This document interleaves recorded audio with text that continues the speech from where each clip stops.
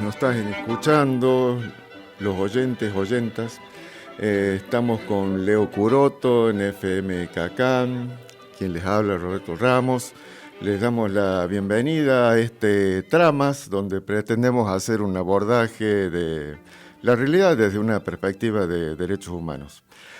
Hoy, en vísperas de la primera marcha que realizaron las madres de Plaza de Mayo, estaremos hablando un poco de ese tema y cómo surgió, en qué momento y algunas cosas que capaz que no son tan conocidas. Vamos con la apertura. Les recordamos o les decimos que si quieren se pueden comunicar con nosotros a través del 383-467-0065. Vamos con la apertura y volvemos. Dramas. Frente al desaparecido, en tanto esté como tal, es una incógnita el desaparecido. Si no reapareciera... A la pandemia, de un médico, donde me tomaba el pulso, yo tenía muchas convulsiones, y donde le daba la orden de seguir en ese campo, fui violada 4 veces. ¡No, que están vivos, que están muertos!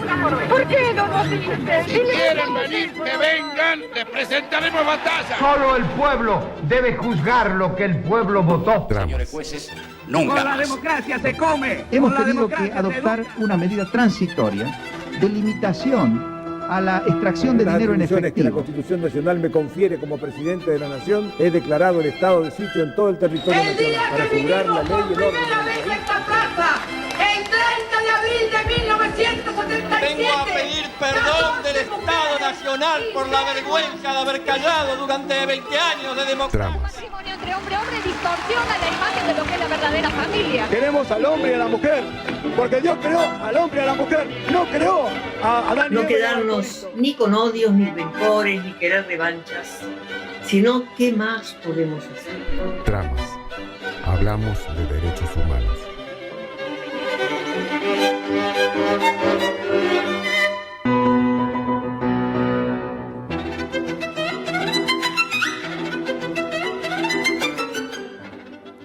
Bien, estamos de regreso y bueno, como comentábamos hace unos instantes, la idea de hoy es hablar sobre esta primera marcha de las madres de Plaza de Mayo, de estos 45 años que han pasado desde ese momento, desde esa primera encuentro, juntada que fue, digamos, casual y casi un error, y ya vamos a comentar por qué, un error entre comillas obviamente, por qué decimos eso. Pero bueno, la idea primero era hacer una contextualización de qué es lo que pasaba en nuestro país en aquellos años. Por supuesto, digamos, tenemos que hacerlo de una forma acotada, porque uno cuando empieza a revisar lo que pasa, uno empieza a ir cada vez más atrás para dar una explicación o armar un relato de por qué se desemboca en una situación como la que era esos años 76, 77, digamos, con la llegada o la irrupción, el golpe de Estado del proceso de reorganización nacional. Yo tomé algunos puntos, digamos, como partida, como el cordobazo, el tucumanazo, que fueron movimientos sociales. El cordobazo en mayo de 1969, el tucumanazo también, que son 3 instancias, en mayo, en noviembre del 70 y en abril del 72. Movimientos sociales por ahí disímiles, pero que tenían que ver con las carencias y las dificultades que tenía el pueblo para acceder y para que sea escuchado en términos políticos, en términos sociales. El tucumanazo significó el cierre de muchos ingenios, y todos esos ingenios cerrados, todos los que trabajaban en esos emprendimientos, que a veces muchos eran, digamos, casi familiares, pasaron a quedarse sin trabajo, y bueno, eso fue un poco el semillero de toda una situación que empezó a surgir e instalarse, digamos, particularmente en Tucumán. En 1972 también se da la masacre de Trelew, que eran, digamos, son asesinados 16 jóvenes de distintas agrupaciones en una simulación, digamos, en un intento de huida del penal, digamos, de Trelew. Digamos, en vez de capturarlos y volverlos a ingresar, digamos, directamente se hace una ejecución. Con el regreso de Perón, después de 18 años de exilio, se produce también la masacre de Ezeiza. Hay 3 masacres, digamos, como un hilo, digamos, en esta recopilación que estamos haciendo de datos históricos. En junio de 1973 hay 13 muertos, 365 heridos. Esto se da en un enfrentamiento entre las facciones, digamos, que componían y que componen el peronismo, o sea, todo lo que es, digamos, lo que sería la derecha y una izquierda, que estaba enrolado en distintos movimientos, incluso muchos de esos armados. También está la formación en estos años, el 73, 74, de lo que sería la Alianza Anticomunista Argentina, con López Rega a la cabeza, que, digamos, directamente era una organización paramilitar que salía, digamos, a justiciar a los que presumiblemente estaban en contra del gobierno y más que todo que tenían alguna facción comunista de izquierda, digamos, contestataria, digamos, ya se empezaba a hablar de terrorismo, y bueno, dentro de toda esta, digamos, ensalada es que supuestamente la alianza, la AAA, digamos, empieza, digamos, a operar. En el 74 muere Perón. En julio, en agosto del 74 se produce la masacre de Capilla del Rosario, algo que sucede aquí en Catamarca. Digamos, cuando vamos a las Pirquitas, a mano izquierda podemos ver que hay unos carteles señaladores, ingresamos, incluso hay otros más, digamos, donde fueron los enfrentamientos, donde también fueron asesinadas 16 personas, no me acuerdo si era Montoneros, de qué organización, que supuestamente venían a tomar armas del ejército del regimiento. En vez de ser, digamos, capturados y puestos a disposición de la justicia, son ejecutados. El último juicio fue hace poco tiempo, aquí en Catamarca. Y luego de eso tenemos,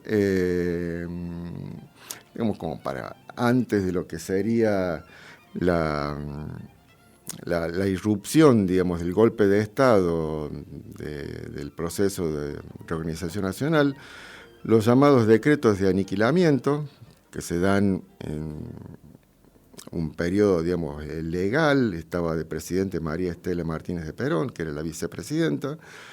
Esos decretos crean el primero, que es el que está firmado por ella, los otros son firmados por Luder. Creó el Operativo Independencia, que buscó eliminar todo lo que eran las Fuerzas Armadas del Pueblo, que tenía distintos nombres y que se habían, digamos, refugiado en Tucumán o en la selva tucumana, y desde ahí, bueno, buscaban esto, ¿no? Digamos, el enfrentamiento de las izquierdas, de las derechas, y sobre todo de una ideología y de un proyecto de país que, bueno, en ese momento ese enfrentamiento pasaba por las armas. Le damos la bienvenida a Juan, que estaba demorado. Buenas tardes, Roberto. Buenas tardes, Leo. Sí, disculpen la demora, un problemita ahí de tránsito. Me demoró, pero acá estamos por fin en este segundo programa, sí, de Tramas, un programa de derechos humanos. Y bueno, escuchando atentamente esta contextualización histórica de Roberto, a la cual me quiero sumar. Digamos, primero un saludo a nuestros oyentes, ¿sí? Hemos recibido algunos saludos, ya los vamos a estar compartiendo. Y quería luego, ¿no es cierto?, para darle una dinámica al programa y sumarme al interés de esta introducción que está haciendo Roberto, también agregar, digamos, porque este contexto también se sitúa en contextos geopolíticos de ese momento, que se proyectan en el tiempo y que nunca está más de recordarlo. Estamos dando un enmarque a un día muy particular, ¿no es cierto?, de este 45 aniversario de la primera marcha, ¿no?, de las madres, ¿no? Así que, bueno, saludarlos y ya le vamos a ir dando, ya vamos a ir mechando, invitando al debate, al aporte, al saludo, ¿no?, a este programa que es de Derechos Humanos. Buenas tardes, Leo, ahí en el control. Sí, ahí estamos. Aprovechamos para saludar a una oyente que nos manda felicitaciones por el programa, y también saludamos a nuestra compañera que está ausente porque es el cumpleaños. Dicen que empezó anoche y que no se puede levantar, pero bueno, en algún momento para el próximo viernes supongo que ya estará. Esperemos. Seguramente. Si aparte tenía actividades laborales hoy, además de su cumpleaños, la saludamos, feliz cumpleaños, Marce. Estaba con actividades intensivas ahí en su trabajo. Yo entendí que lo intensivo era otra cosa. Además del festejo, seguramente. Bien. Bueno, entonces le mandamos saludos. Hacemos una primera pausa musical, Leo. Somos una radio diferente a las demás. Una radio para pensar el desorden. Cacán 90.3.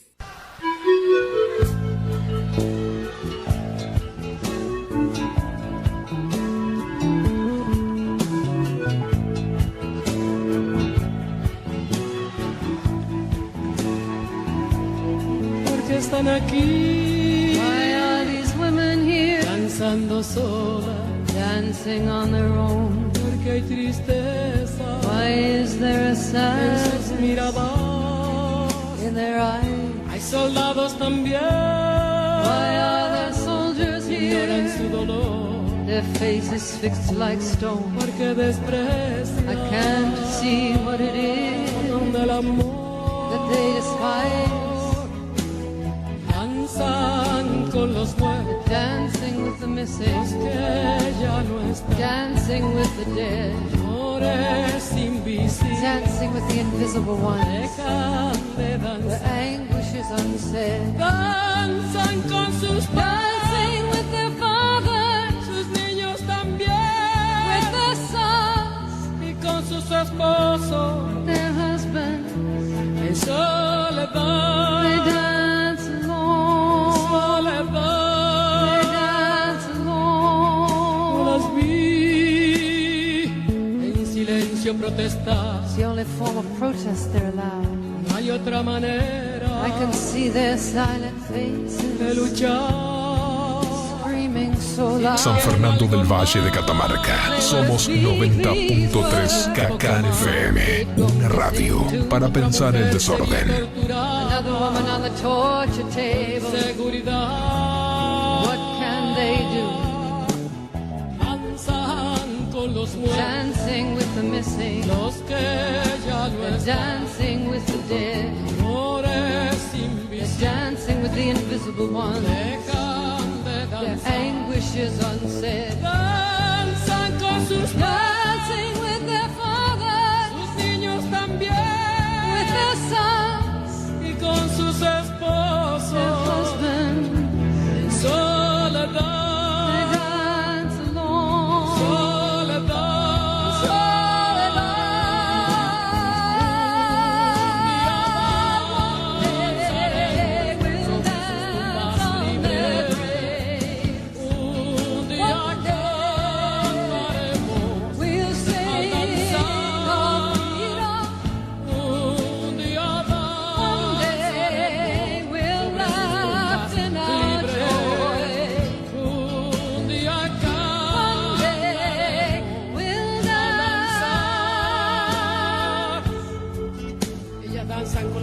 desaparecidos. Ellas danzan con los muertos. Ellas danzan con amores invisibles. Ellas danzan con silenciosa angustia. Danzan con sus padres, danzan con sus hijos, danzan con sus esposas. Ellas danzan solas,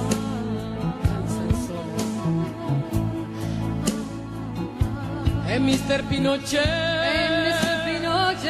su siembra huele más. Ese dinero que recibe pronto se terminará. No wages for your torture, no budget for your gun. Imagine a su madre. Can you think of your own mother? Siempre en soledad. Dancing with her invisible son. Con los muertos. Dancing with the missing. Ya no están. Dancing with the dead. Amores invisibles. Dancing with the invisible one. Their anguish is unsaid.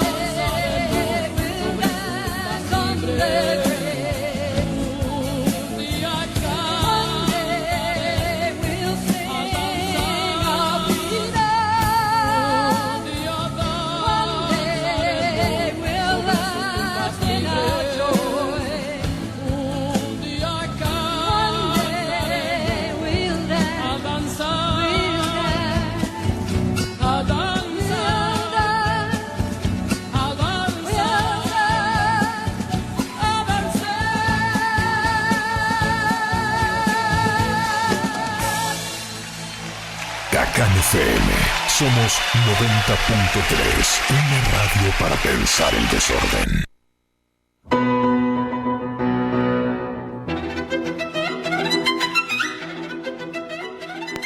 Muy buenas tardes. Mi nombre es Guillermo Díaz Martínez, como abogado querellante en los juicios de lesa humanidad en la provincia de Catamarca.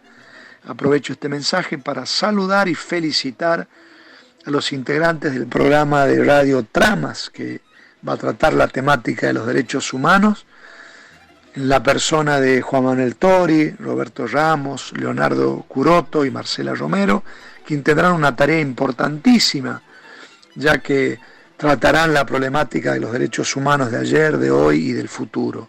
Nada más y nada menos que desde Radio Cacán.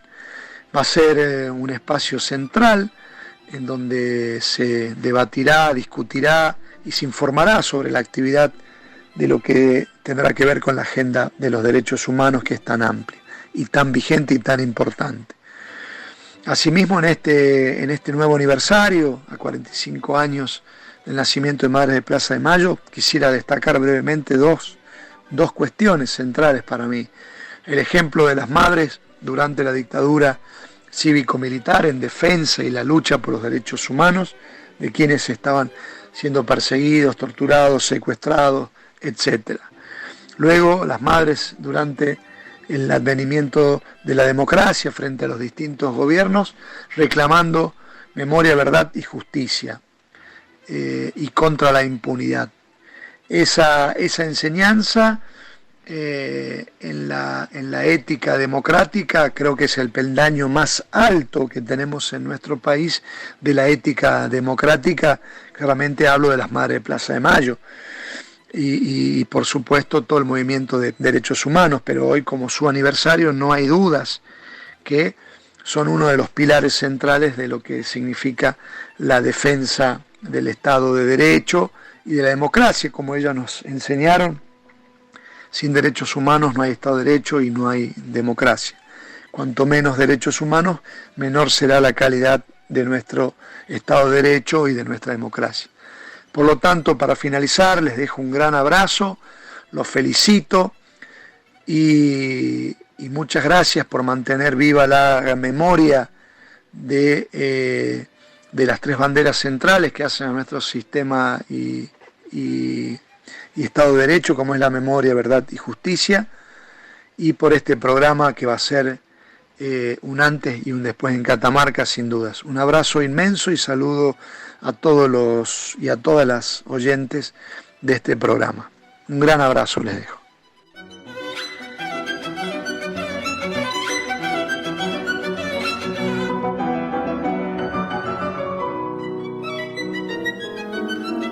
Bien, ahí el saludo del doctor Guillermo Díaz Martínez, una gran alegría escuchar su voz, su saludo, sí que de gran manera es un reconocimiento a este trabajo que estamos empezando a hacer desde la comunicación, desde la radio, ¿sí?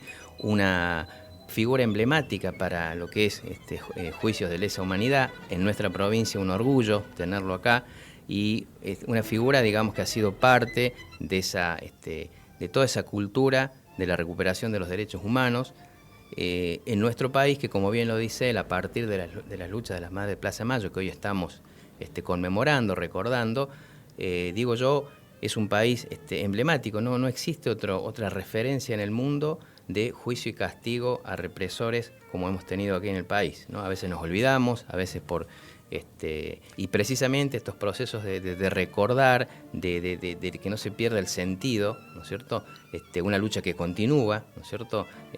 A pesar de que ha habido juicios, que ha habido condenas, ¿no es cierto? Que hay gente presa pagando justamente estos crímenes, la lucha continúa, ¿no? En función de estos contextos que dabas hace un rato, Roberto, ¿no? Una lucha que se prolonga en el tiempo. Me interesaba, digamos, contextualizar por un lado el país de ese momento, del año 76, en que se produce el golpe de Estado,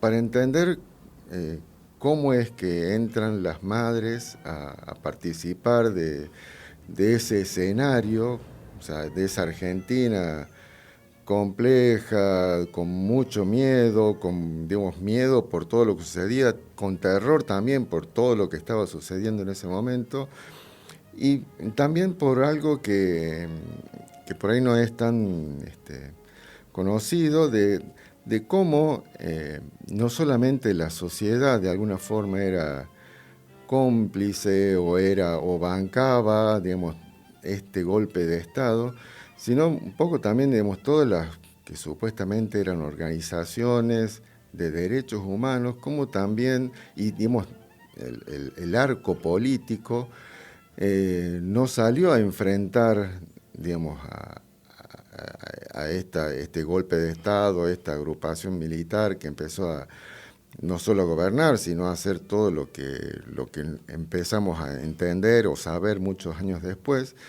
En ese primer año, digamos, el 76, parecía que no pasaba nada, y a diferencia de lo que era la dictadura de Pinochet, acá aparentemente los políticos podían seguir hablando, podían seguir haciendo algún tipo de crítica, no demasiado fuerte, pero tenían voz.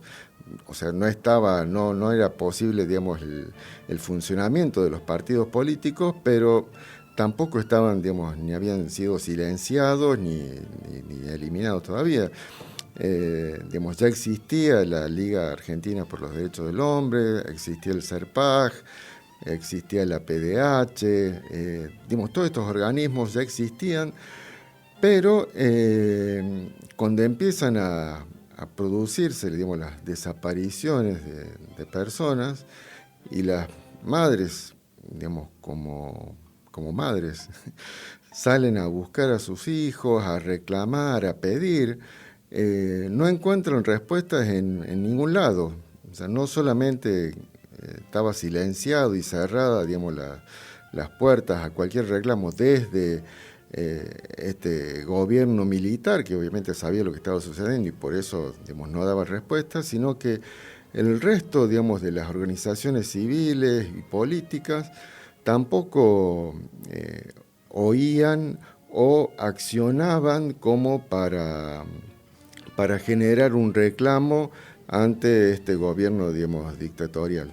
Hay algo que me gustaría leerles. La PDH hace en agosto un seminario de derechos humanos, y lo invita a Videla, o sea, el presidente de facto en ese momento, a participar de ese seminario. Videla no va, les manda una carta agradeciéndole la invitación, que no podía concurrir, y el 10 de diciembre, que es el Día de los Derechos Humanos, APDH le envía una carta a Videla agradeciéndole y dice: en ocasión de la iniciación de su jornada sobre derechos humanos, el Consejo de la Presidencia de la Asamblea Permanente por los Derechos Humanos tuvo el honor de dirigirse a su excelencia, dando a conocer la naturaleza y propósito de nuestra acción e invitándolo a participar de la inauguración de estas jornadas. Su amable respuesta de entonces, señor presidente, confirma su interés y preocupación frecuentemente reiterados por este tema de trascendental importancia, pues no hay duda que el reconocimiento y la vigencia de los derechos de las personas marcan el nivel de desarrollo humano e institucional de un país. Esto dirigiéndose a don Rafael Videla. No es que estoy en contra de lo que es APDH y lo que significa o todos estos organismos. Digo que la situación, en ese momento del país era no sé si de apoyo, pero por lo menos de complacencia, de decir, bueno, esto era como necesario, y a su vez estaba el reclamo de las madres, donde es muy interesante, esto de poder ponernos en el lugar de una madre que pierde a su hijo. Las madres de Plaza de Mayo no eran políticas, no tenían formación, en organizaciones, casi ninguna incluso tenía formación profesional, universitaria, eran amas de casa, o sea, era mi mamá, capaz que la mamá de muchos de los que están hoy escuchando, que su hijo de golpe desaparece, que capaz que sabía algo de si tenía alguna participación en alguna organización, o capaz que no sabía, solamente sabía que estaba estudiando en algún lado, y de golpe no está, no vuelve, empieza a preguntar con los amigos, los vecinos, qué es lo que pasó, no aparece por ningún lado, empieza a reclamar en los organismos destinados a esos reclamos, no encuentra respuestas o encuentra decir, bueno, ya tomamos los reclamos de habeas corpus, pero nada más, iba a las comisarías tampoco, hay historias de madres yendo a las morgues como una actividad diaria, a ver si entre los muertos que aparecían en esos lugares estaban sus hijos, sus hijas, que era una cosa, horrible, pero que era la necesidad de reencontrarse con sus hijos, con sus hijas. Y esto es lo que un poco por ahí creo que tomó de sorpresa a la dictadura, porque nunca se esperó, estaba preparada para enfrentar a terroristas, a células, a organizaciones, a todos estos como Montoneros, las Fuerzas Revolucionarias del Pueblo, etcétera, que había varias, pero no a enfrentarse con las madres y con una lógica que tiene que ver también con una formación castrense, cristiana, patriarcal, o sea, de no poder ir contra esa persona que es la dadora de vida. Me parece que ahí hubo una cosa, muy interesante de destacar de por qué no se dieron cuenta en un primer momento y después les costó muchísimo, hacer lo que hacían con el resto de las personas que se enfrentaban al régimen. O sea, los desaparecían, los torturaban, los tiraban de un avión, pero es como que no encontraron la forma no encontraron una justificación que les permitiera, ir en contra de la institución de la maternidad.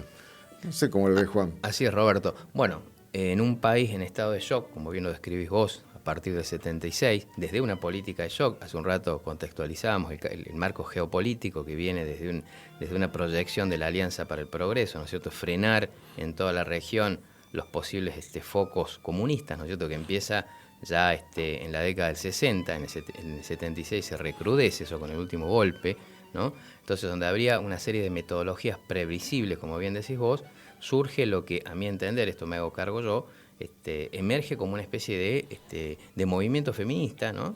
Sí, no reconocido como tal en su momento. Pensaba en, ¿no?, eso, digamos, como resumen, ¿no? Digamos, claro. Me parece que ahí hay un germen de lo, claro, que sería digamos, sacarse la ropa de la madre, de la inmaculada, del ama de casa, para decir, bueno, soy una mujer y tengo derechos y voy a accionar y voy a ir, digamos, los reclamos de lo Tal que... cual. Y esto dimensiona en el tiempo, ¿no es cierto?, hoy a 45 años, ¿no?, conmemorando lo que a partir de mañana, ¿no?, porque es el 30 de abril, nosotros el programa lo tenemos hoy, pero bueno, nos vamos anticipando a algo que nos parece importante como granito de arena, como aporte desde este humilde programa, que hay que hacer, digamos, que todos debiéramos sumarnos, por eso hablamos también de una dimensión pedagógica, ¿no?, porque todo es producto de procesos pedagógicos que no están instalados solamente en los ámbitos escolares, ¿no?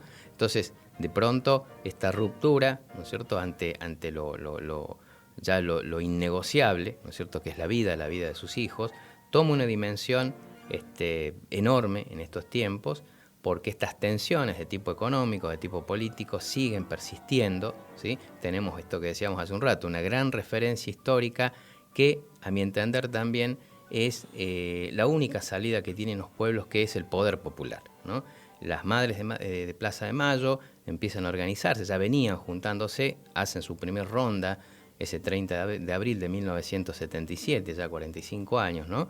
Instituyendo lo que es el poder popular. Si hoy lo viéramos en otra temática, tenemos los movimientos feministas que, trascendiendo aquellas fronteras político-partidarias que mencionabas vos hace un rato, ¿no es cierto?, porque había todo un arco político que estaba inmovilizado, ¿no? Estaba choqueado, y son las que interpelan a todo ese arco político e inician todo un proceso que es el estilete, que es la punta de lanza, ¿no es cierto?, para, junto a otros eventos, como fue después la Guerra de Malvinas y otras cuestiones, ¿no?, y el clamor popular, pero las Madres de Plaza de Mayo fueron un emblema que interpeló inclusive al arco de organizaciones internacionales, ¿no?, como Amnesty, claro, entre tantas, ¿no?, una movilización así muy, que empezó con una humilde marcha, pero firme, que se sostiene en nuestros días con, ya con muchos represores adentro, con hijos aparecidos, con nietos, pero con marcos, enmarques socioculturales, políticos que se reinventan en el tiempo, ¿no? Una lucha que no cesa, ¿no? Como decía el querido Paulo Freire, la libertad es una conquista y no una donación. Sí, sí, sí. Pero ahí quería, digamos, un poco esto que venía diciendo, bueno, que son amas de casa, que no son, ni eran terroristas, ni pertenecían a alguna agrupación, buscaban a sus hijos y se empiezan a conocer en ese peregrinar por despachos, por comisarías, cuarteles, juzgados. Ahí es donde se empiezan a conocer, porque iban a buscar a sus hijos y bueno, y encontraban a otra mujer que estaba haciendo lo mismo y se empiezan a, digamos, a relacionar. Así es que se da esta primera marcha del 30 de abril, que no fue una marcha. Es más, digamos, lo que dicen las madres, que ni siquiera se acordaban qué día había sido, y tratando de hacer memoria, una dice, bueno, fue cerca del cumpleaños de mi hijo, y entonces viendo el calendario sacaron que fue eso, el 30 de abril, fue un día sábado. La idea, digamos, primaria de esa reunión era, bueno, no nos dan respuesta en ningún lado, vamos a la plaza a ponernos ahí hasta que alguno nos vea y nos diga qué está pasando con nuestros hijos. Es así, digamos, que se posicionan, digamos, frente ahí a la Casa Rosada, la primera reunión o la primera marcha, que no fue tal, dicen que hubo 12 personas, como mucho, o sea, 12 mujeres son las que llegan a encontrarse en ese momento, un día sábado, y por eso decía que era casi un error, porque el día sábado no hay nadie en Casa Rosada, pero sí, digamos, ahí es como que empezaron a entender que el reclamo ante todas las puertas que aparecían como cerradas, tenía que ser en las calles, tenían que ganar una visibilización de la sociedad, porque bueno, aparentemente todos estaban mirando, digamos, para otro lado, tenían que exponer lo que estaba sucediendo y hacerlo público, hacerlo visible y gritarlo si era necesario hasta poder ser escuchadas. Vamos a una pausa y continuamos.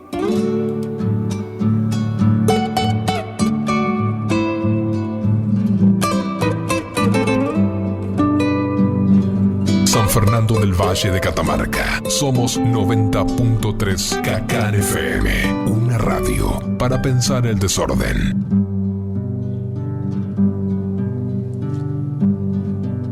¿Qué fue lo que ha sucedido, María Pilar? ¿Qué fue lo que ha sucedido con tu Julián? Los compañeros te ayudan a preguntar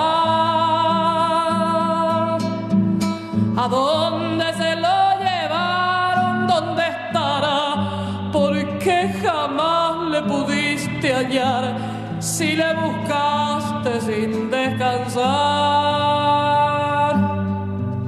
Contarles de aquella tarde, María Pilar, cuando al volver con tus hijos del almacén pudiste ver que sacaban a tu Julián del fondo de la casilla, empujándolo hacia un auto oscuro como el terror con que se afligía tu corazón.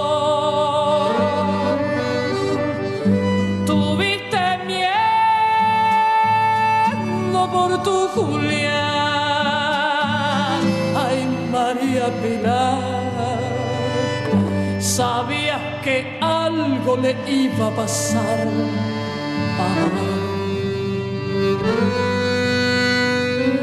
Tan puro tu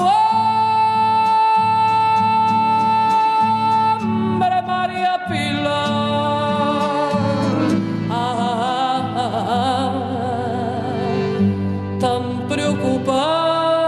Por los demás.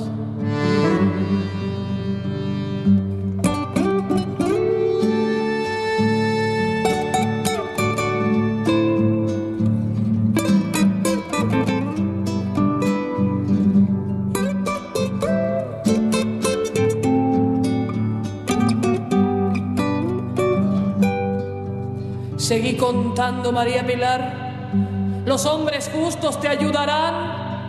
Ay, hombres justos, ya lo verás. ¿De qué es lo que acusarían a tu Julián? ¿Acaso de preocuparse por los demás? ¿Te enorgullece pensarlo, María Pilar? Si es por eso que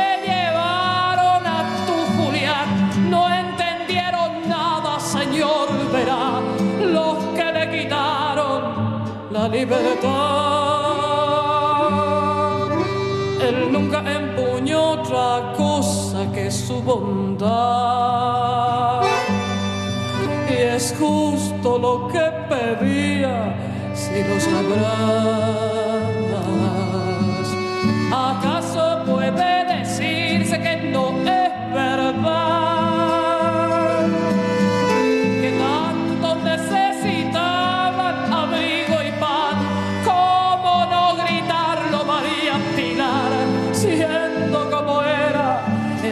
Julián. Los hombres justos no sé qué harán. Ay, María Pilar, pero que ayuden a tu Julián. Ay, de que no sirve la libertad. Ay, si no hay justicia, María Pilar.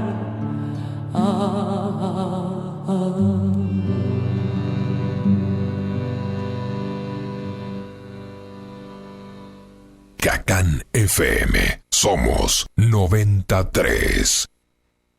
A 45 años de las Madres de Plaza de Mayo. Un 30 de abril de 1977 comienza una de las movilizaciones llevadas a cabo por uno de los colectivos de lucha más emblemáticos en la historia de nuestro país, las Madres de Plaza de Mayo.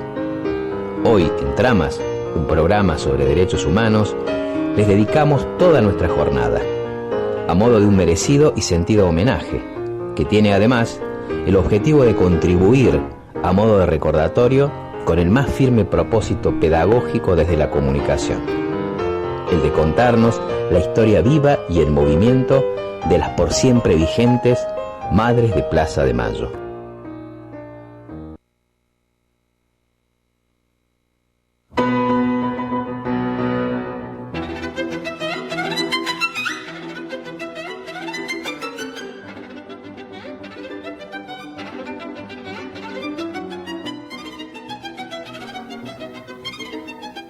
Estamos de regreso.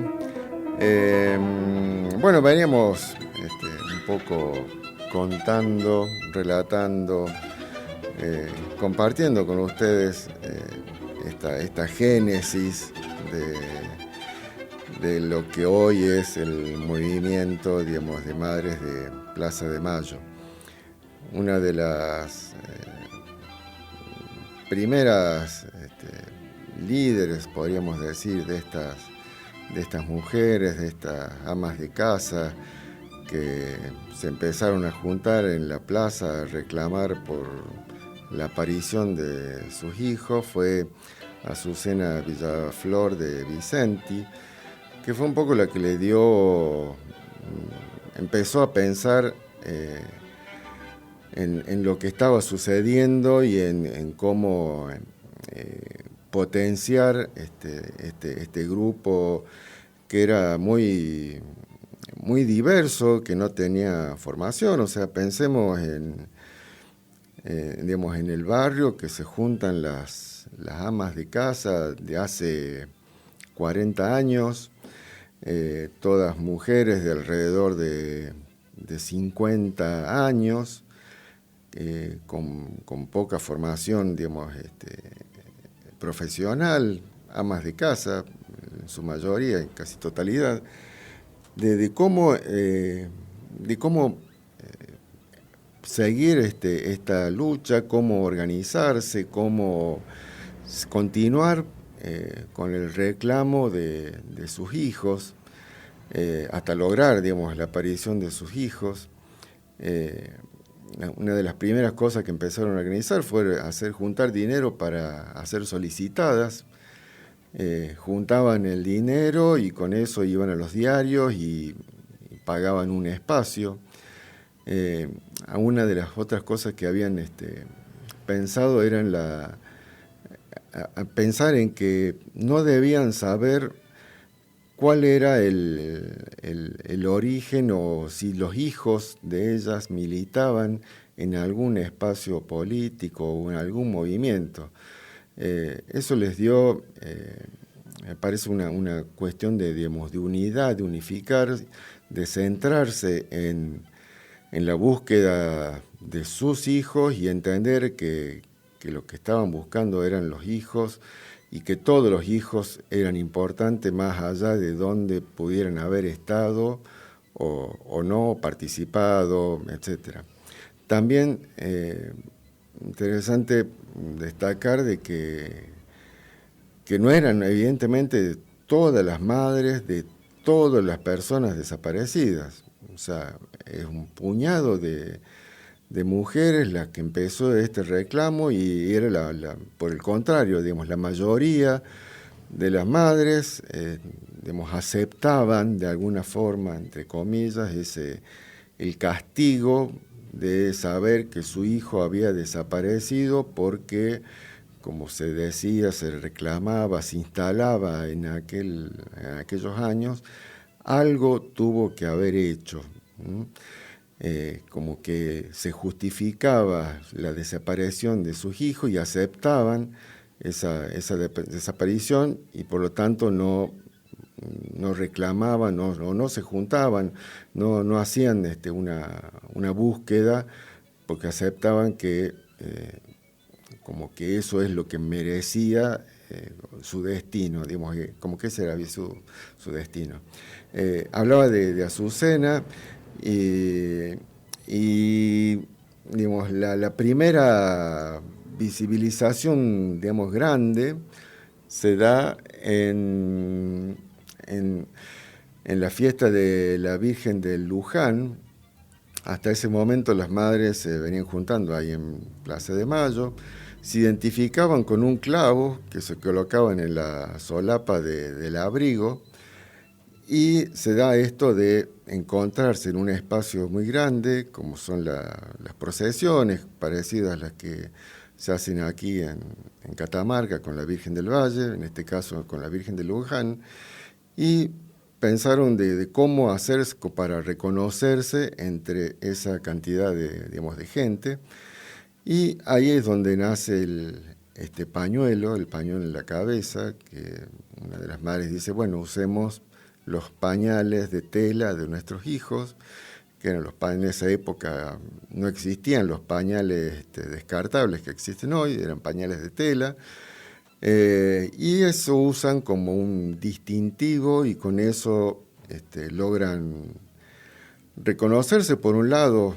en ese mar, digamos, de gente que era esta procesión de la Virgen de Luján, encontrarse, y también darse cuenta de un poco el rechazo que había de parte de la sociedad, porque digamos, había gente que se acercaba, había también mucha gente que las evitaba o que se alejaba porque entendía la situación por la que estaban atravesando, y bueno, el peligro potencial de enfrentarse al régimen militar y de las consecuencias, y de este organismo, digamos, de terror que era la dictadura en aquellos años.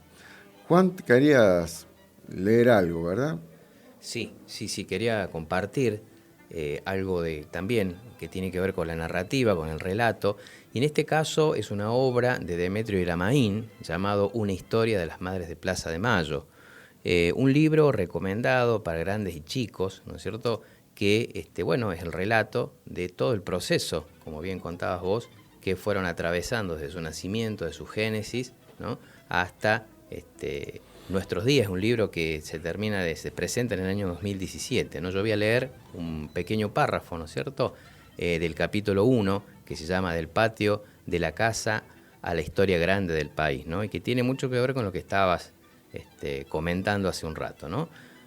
Paso a leer de manera textual y dice lo siguiente: no eligieron cualquier sitio. Ellas fueron a esa plaza donde nació el país, precisamente para volverlo a nacer. Claro, más no lo sabían aquel 30 de abril de 1977, en plena destrucción de la vida. Hasta la desaparición del hijo o hija, las madres no eran las madres de la Plaza de Mayo, eran las madres en singular. Mujeres de su casa, trabajadoras. Ellas solo se dedicaban a las tareas del hogar.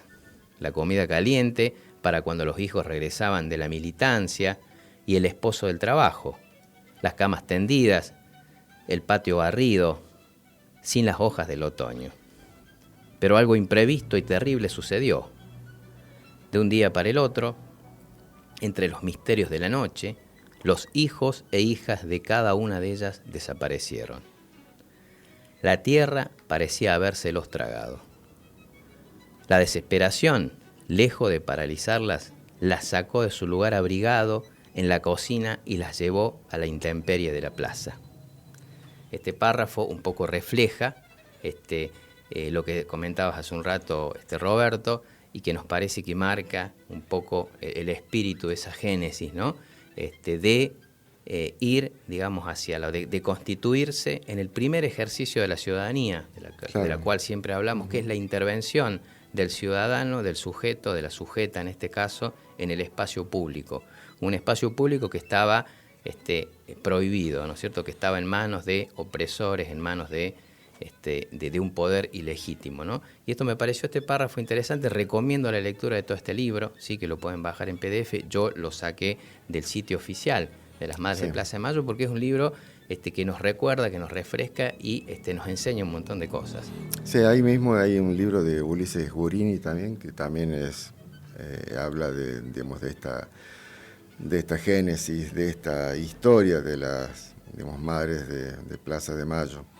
Y bueno, Leo, como poeta y escritor, ¿no?, y como gran lector, también tiene algunas cosas para compartirnos, así que le vamos dando participación al compañero, que es una parte importante de este programa, no solamente hace la operación técnica, sino que... Si no, nos salimos. No, pero que, por favor, yo había armado una especie así como de final, de cierre, digamos, bueno, poniendo el audio de Juan, que tiene esta canción de fondo, que es Desarma y Sangra. No existe una escuela que enseñe a vivir, dice. Y creo que la base de la educación es también la humanización que conlleva, ¿no?, el conocimiento.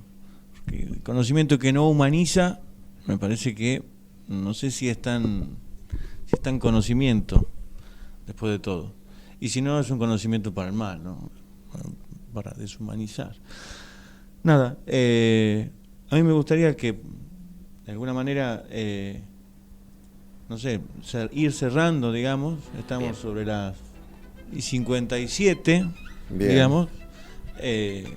Yo tengo algo que sucedía con los medios de comunicación, como, digamos,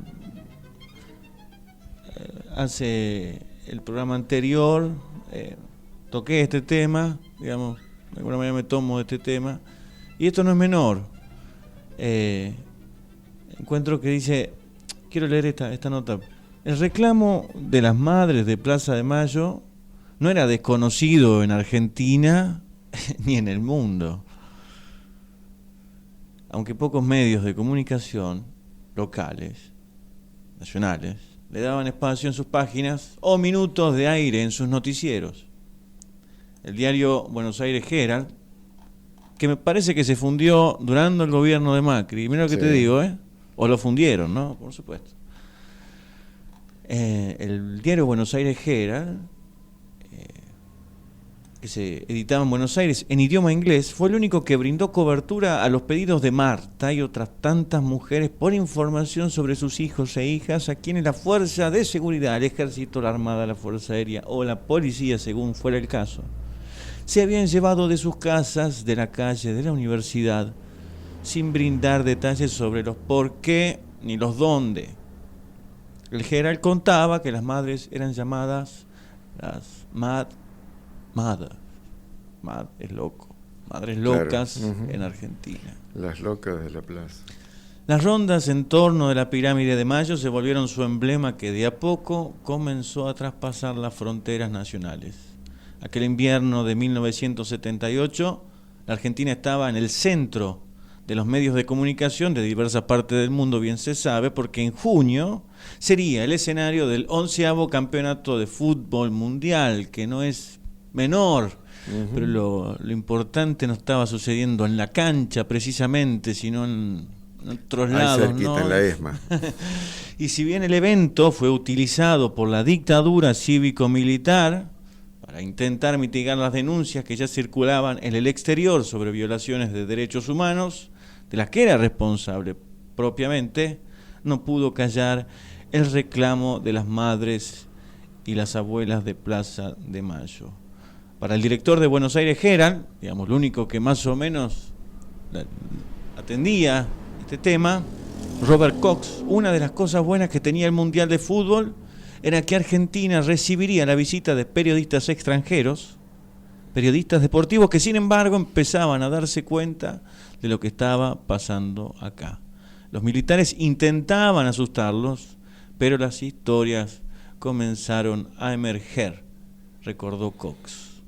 Bueno, esto era mi pequeño aporte, porque parece que, ¿no?, uno imaginándose, yo no había nacido en esos años, ¿no?, faltaba para que uno apareciera en el plano existencial, ¿no?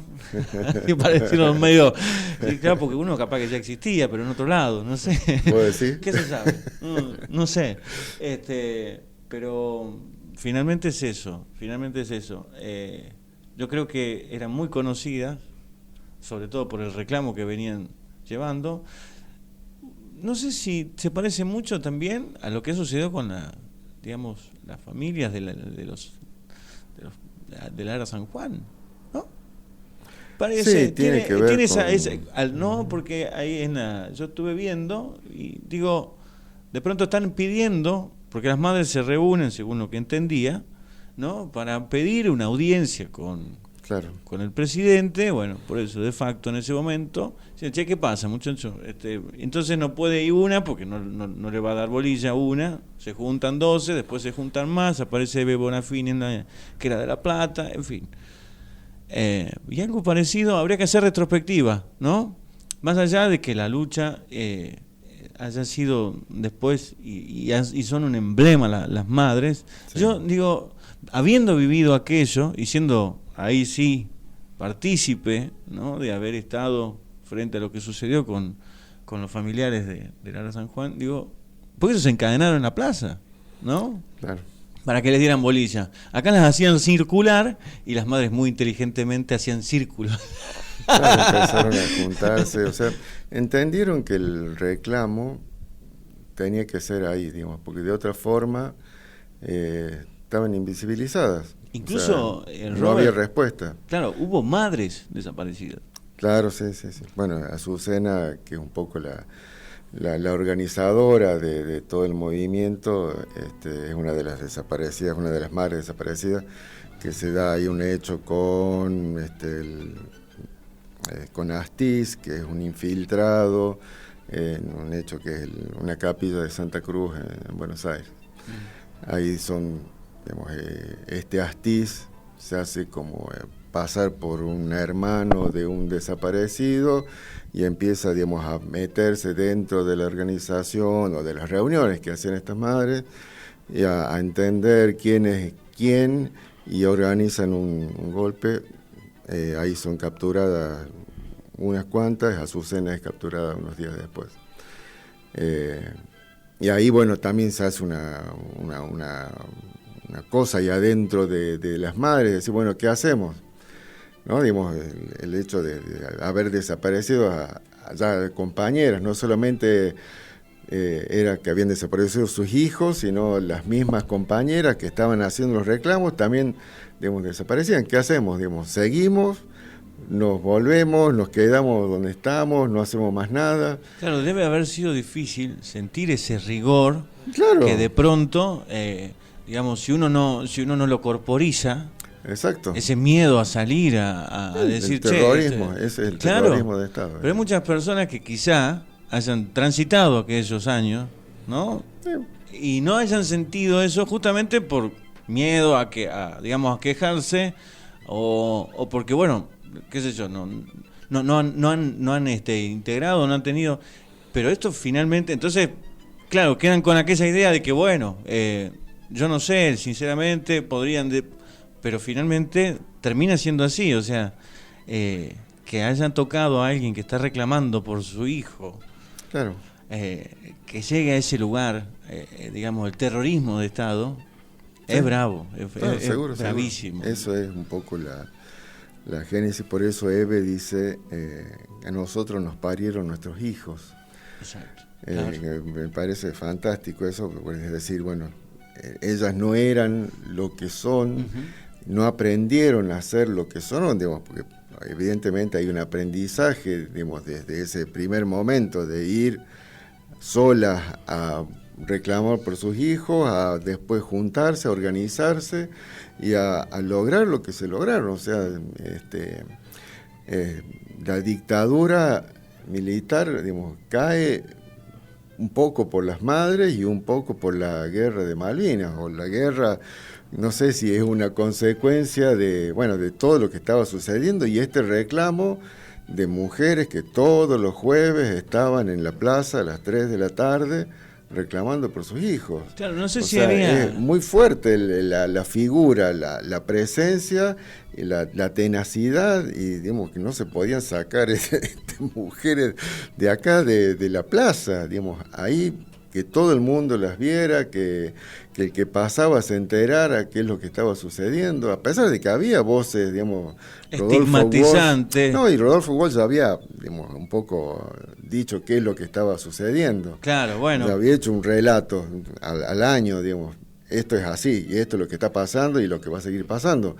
Pero bueno, eso estaba invisibilizado. Claro, y además, y no sé si invisibilizado, sino que también es algo peor, que es también estigmatizado o demonizado. Claro, porque de pronto si son las mothers, o sea, no están invisibilizadas, sino que son las locas, ¿no? Están puestas a descubierto, expuestas, pero ya de una manera, desde una connotación ya peyorativa, ya mal vista. Claro, un hecho disruptivo, digamos, un hecho de época que trasciende, digamos, ¿no? Por eso lo veo yo en términos personales, digamos, como un hecho de rebeldía de los más importantes en la historia del país, que sobre todo confronta y afronta, digamos, aquella cultura de la fatalidad, ¿no es cierto? Porque hace un rato contextualizábamos, comenzó Roberto a dar contexto en un continente, ¿no es cierto?, que estaba bajo una planificación geopolítica, geoestratégica de instalar determinados modelos de gobierno, determinados modelos económicos, donde ya se había diseñado la famosa política de shock, que se aplicó muy bien en Chile y que tuvo un efecto bastante fuerte, ¿no?, que es generar el shock en las poblaciones con una serie de miedos institucionales de todo tipo, en el cual el poder militar es el estilete principal, y este hecho disruptivo que trasciende todas las fronteras de actores políticos, grandes figuras como mencionaban recién Rodolfo Walsh, ¿no?, una serie de exiliados. Luego, Rodolfo Walsh fue eliminado, los curas tercermundistas, ¿no es cierto? No, las madres de Plaza de Mayo, con esta acción disruptiva, esta toma del espacio público, ¿no es cierto?, generan una referencia histórica que las trasciende en los tiempos, una figura emblemática que hoy conmemoramos, celebramos, y desde esta tarea de la comunicación, porque bien dijo Leo, los medios de comunicación han sido centrales, son centrales en la historia, hoy tienen un rol fundante, digamos, en tanto y cuanto información y en tanto y cuanto también formación pedagógica, ¿no? O sea, así que un poco la contribución, la humilde contribución que queremos hacer desde este programa, en el debate, en la charla, hoy el objetivo era contarnos un poco de aquellas y las de hoy, ¿no es cierto?, madres de Plaza de Mayo, que nos han marcado históricamente, ¿no? O sea, estos emblemas históricos, como bien puede ser un San Martín, como bien pueden ser, ¿no? Y las tenemos hoy todavía, ¿no? Sí, ahí están, firmes, ¿no? Norita Cortiñas todavía está ahí, digamos, de una de las que estuvo en estas primeras marchas, y es, digamos, fantástico esa militancia, me parece, ¿no? Digamos, de decir, bueno, acá estoy, digamos, podría estar en cualquier otro lado, que también lo hemos visto en las mujeres. Hace un par de años hicimos un reconocimiento a mujeres que han tenido una labor destacada en reclamos de derechos humanos de aquí de Catamarca, no sé, como Mirta Clerici, Monena Márquez, bueno, no voy a nombrarlos porque me voy a olvidar de alguna, pero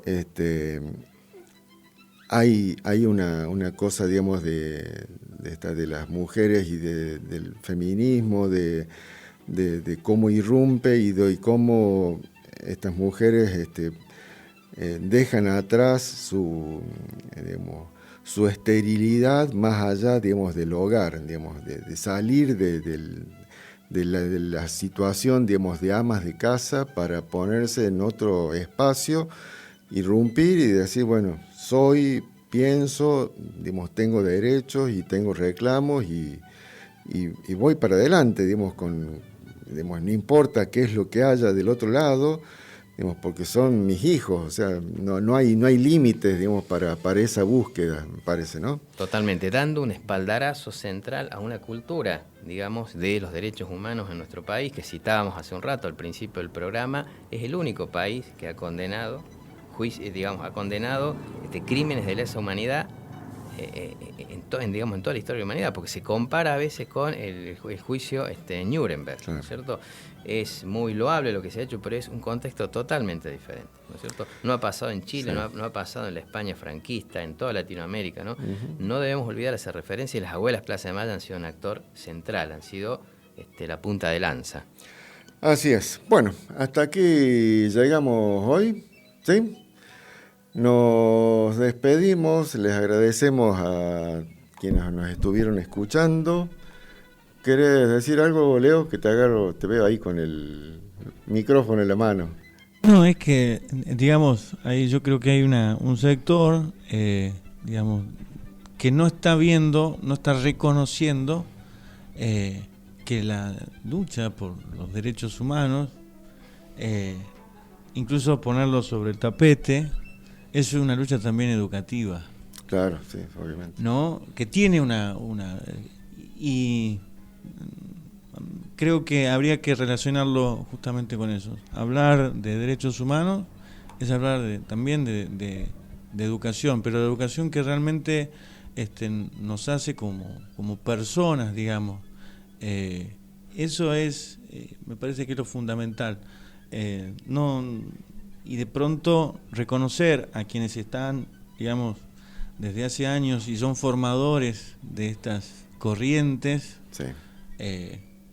Educativas, ya lo digo, desde mi humilde opinión, ¿no? Es loable y muy condenable desde el lugar desde donde se la niega o no se le da espacio, sí. O se la, digamos, trunca, para decir, ¿no? Con esta connotación, bueno, están locas. Cuando uno no entiende algo que está sucediendo, por lo general, claro, se lo estigmatiza. Acude a esas cosas. Es loco. Sin embargo, como bien dices, Leo, tenemos gente luchando, y tenemos gente luchando en nuestra provincia, ¿no?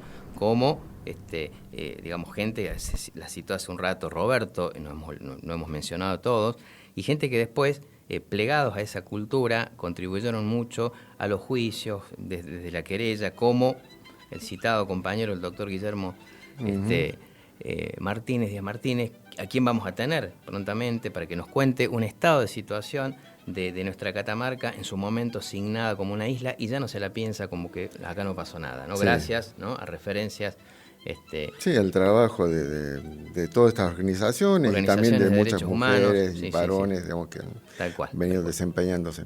Sí, y refuerzo el tema de la pedagogía y de la memoria. Digamos, me parece que la memoria como herramienta de saber de dónde venimos es muy potente, y por eso se le intenta de manera cotidiana y con mucha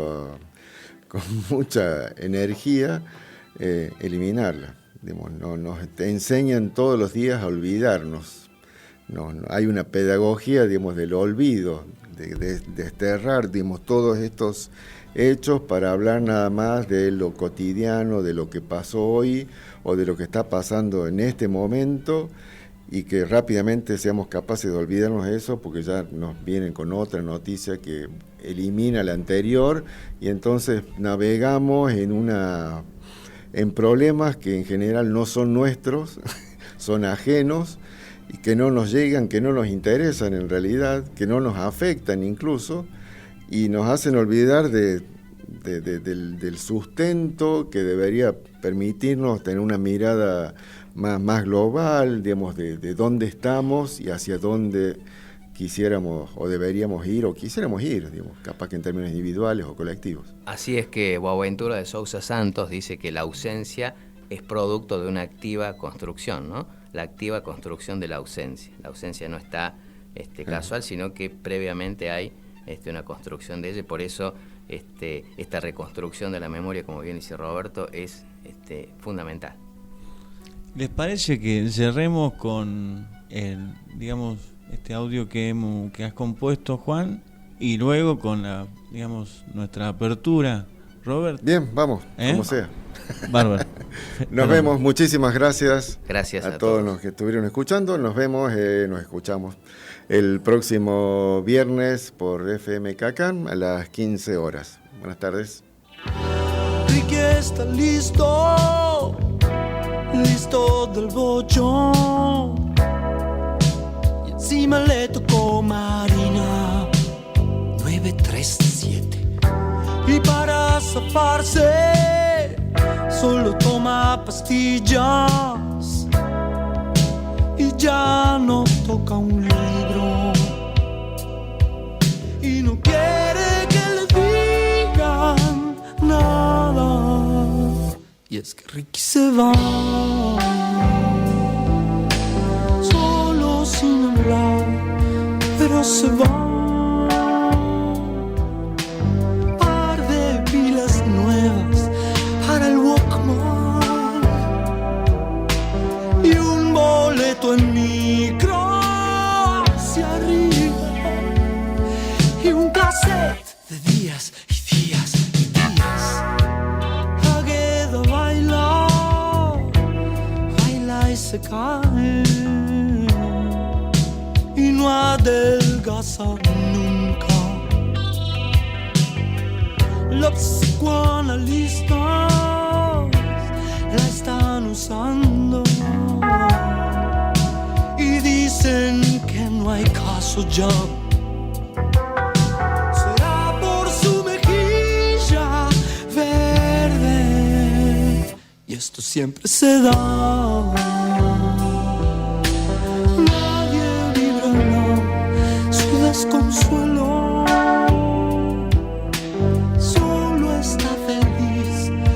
Los conciertos y siempre se la llevan detenida como a un ángel.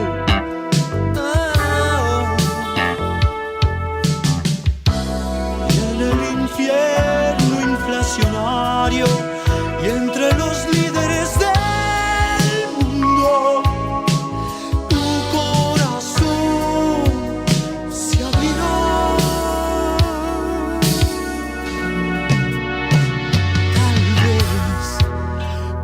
está muerto de risa y ya no siente nada. Él va con su caña y su portátil y arma con el alma. No sé si habrá de enloquecerse o es que así quedará,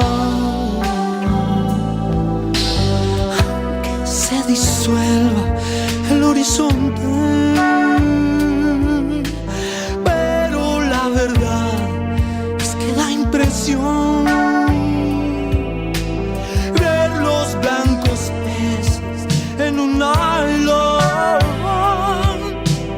cuando en realidad es tan temprano. Usualmente solo flotan cuerpos a esta hora.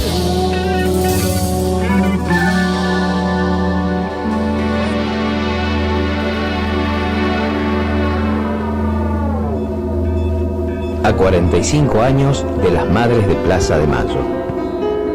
Un 30 de abril de 1977 comienza una de las movilizaciones llevadas a cabo por uno de los colectivos de lucha más emblemáticos en la historia de nuestro país, las Madres de Plaza de Mayo.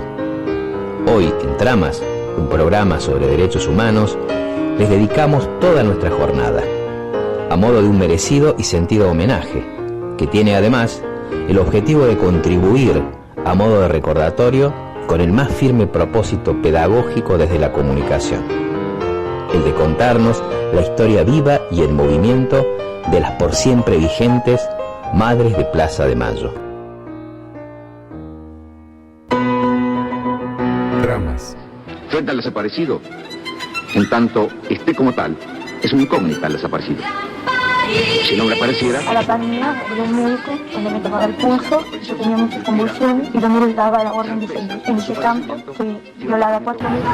¡Que están vivos, que están muertos! ¿Por qué no nos dicen? Si quieren venir, que vengan, les presentaremos batalla. Solo el pueblo debe juzgar lo que el pueblo votó. Señores jueces, nunca Con la más. democracia se come. Hemos Con la tenido democracia que adoptar una medida transitoria de limitación a la extracción de dinero en que la efectivo. Constitución Nacional me confiere como presidente de la Nación, he declarado el estado de sitio en todo el territorio El día nacional para que asegurar la vinimos ley por y el orden. primera vez a esta plaza, el 30 de abril de 1977. Vengo a pedir perdón del Estado Nacional por la vergüenza de haber callado durante 20 años de democracia. El matrimonio entre hombre y hombre distorsiona la imagen de lo que es la verdadera familia. Queremos al hombre y a la mujer, porque Dios creó al hombre y a la mujer, no creó a Adán y No Eva. quedarnos ni con odios, ni rencores, ni querer revanchas, sino qué más podemos hacer. Dramas.